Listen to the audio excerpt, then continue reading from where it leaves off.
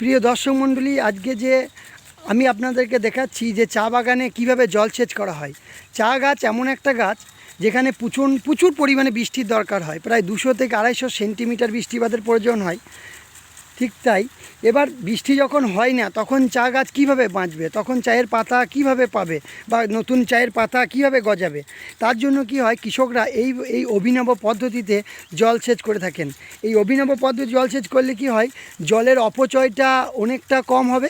সাথে কি হয়, চা গাছে আমরা জানি যে জল যেমন প্রচুর বৃষ্টিপাতের প্রয়োজন 200 থেকে 250 সেন্টিমিটার, কিন্তু গাছের গোড়ায় জল দাঁড়ালে কিন্তু ক্ষতি হবে। কিন্তু এইভাবে যদি জলসেচ করা হয় তাতে কি হবে, যে গাছের গোড়াতে জল দাঁড়ানোর কোনো রকম সম্ভাবনা কিছু থাকে না।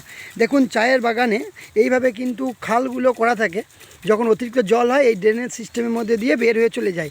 কিন্তু যদি আমি পাইপ দিয়ে জলসেচ করি তাহলে বেশিরভাগ জল এই খালের মধ্যে ঢুকে যাবে। তখন কী হবে, এখান থেকে জলগুলো দাঁড়িয়ে থাকে, এই চা গাছের গোড়াতে কিন্তু সেটা ক্ষতি করবে, গাছটাকে পচিয়ে দেবে। এইভাবে জলসেচ করলে কী হবে, সেই রকম কোনো রকম সমস্যা সম্মুখীন কৃষক ভাইরা হন না। তার জন্য এই অভিনব পদ্ধতিতে ওনারা জলসেচটা করে থাকেন।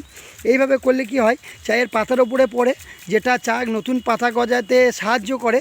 সাথে কি হয়, যে জলের অপচয়টা অনেকটা বাঁচে, অল্প সময়ের মধ্যে বেশি জলসেচ করা সম্ভব হয়।